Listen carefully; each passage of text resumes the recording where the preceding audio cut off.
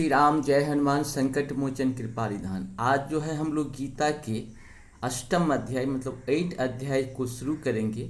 श्लोक नंबर 1 से लेकर के 8 तक का हम लोग आज जो है पहले संस्कृत में फिर हिंदी में इसका पाठ करेंगे। आप लोग चाहिए कि डेली प्रत्येक दिन 10 मिनट निकालिए अपने और अपने मुक्ति के लिए, अपने परिवार के लिए, अपने देश के लिए, अपनी दुनिया के लिए ज़रूर निकालिए। ज़रूर सुनिए, इसको सुनने से ही आपको बहुत सारा, जितना बार सुनिएगा ना उसका लाभ आपका बढ़ता चला जाएगा और अपने जीवन में भी आपको बहुत सारा परिवर्तन दिखेगा। करने के बाद ही कोई चीज़ में परिवर्तन होता है। इस चीज़ को हम सबों को ध्यान रखना है और अपने अंदर परिवर्तन करना, अंदर बाहर, मानसिक शारीरिक आर्थिक तीनों परिवर्तन आपको देखने को मिलेगा। जब सुनेंगे तब पता चलेगा। सुनते रहिए। अध्याय 8 भगवत प्राप्ति। अर्जुन उवाच किं तद् ब्रह्मा किमध्यात्मं किं कर्म पुरुषोत्तमम् अधिभूतं च किं प्रोक्तमं दिवे देवं किमुच्यते। अर्थात अर्जुन ने कहा, हे भगवान, हे पुरुषोत्तम, ब्रह्मा क्या है, आत्मा क्या है, सकाम कर्म क्या है, यह भौतिक जगत क्या है तथा देवता क्या है, कृपा करके यह सब मुझे बताइए। अधियज्ञः कथं कोऽत्र देहे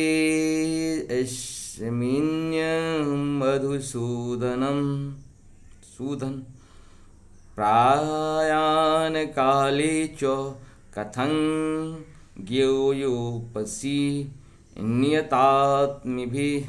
अर्थात हे मधुसूदन, यज्ञ का स्वामी कौन है और वह शरीर में कौन कैसे रहता है और मृत्यु के समय भक्ति में लगे रहने वाले आपको कैसे जान पाते हैं। श्री भगवान वाच अक्षरं ब्रह्म परम स्वभावो ध्यायात्ममुच्यते भूतभावोध वक्रो विसर्गः कर्म संजितः। अर्थात भगवान ने कहा, अविनाशी और दिव्य जीव ब्रह्म कहलाता है और तथा उसका नित्य स्वभाव आध्यात्म या आत्म कहलाता है। जीवों के भौतिक शरीर से संबंधित गतिविधि कर्म या सकाम कर्म कहलाती है।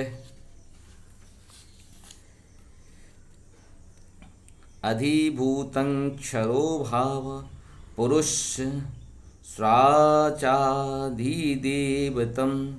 अधियज्ञो हमेवात्र देहे देहे भृतावरं।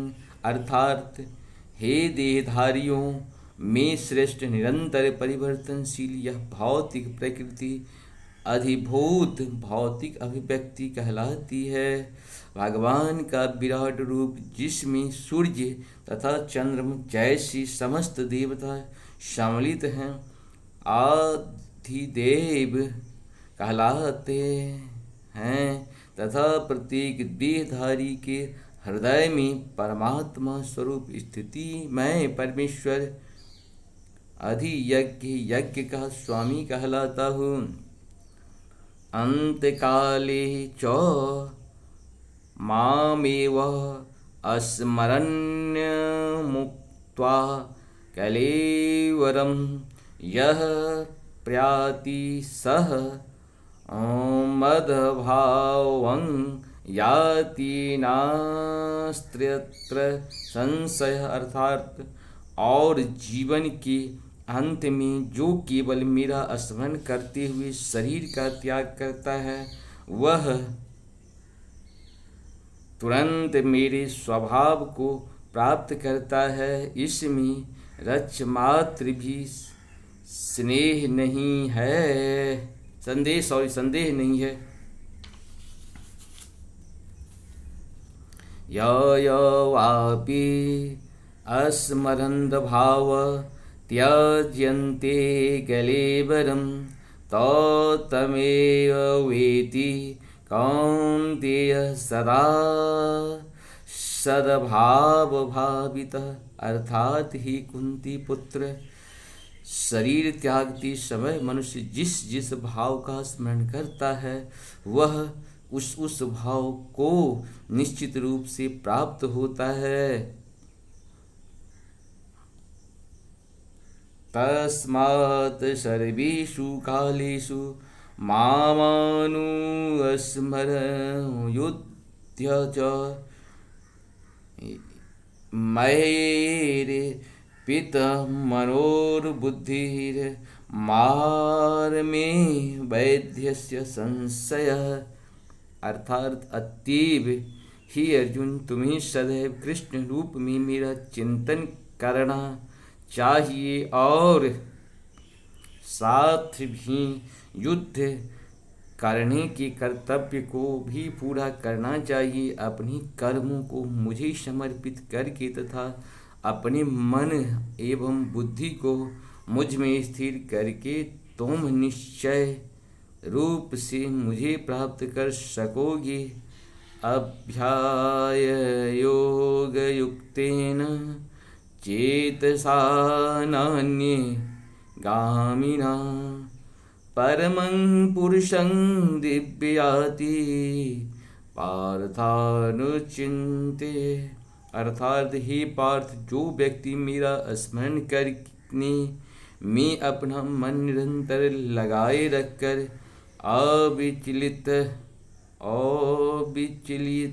भाव से भगवान के रूप में मेरा ध्यान करता है वह मुझको अवश्य ही प्राप्त होता है। इस प्रकार से देखिए, हमारे चैनल को आप सब्सक्राइब करेंगे तो आपको 3 चीज़ हमेशा मिलेगा। पहला तो गीता का प्रत्येक दिन का पाठ, रामायण का पाठ और दुर्गा सप्तशती का भी पाठ आपको प्रत्येक दिन मिलेगा। आप अपने जीवन के लिए ज़रूर मेरे चैनल को सब्सक्राइब करें और प्रत्येक दिन का पाठ 10, 20, 30 मिनट निकालें। इससे पुण्य का भागी बने। जय श्री राम।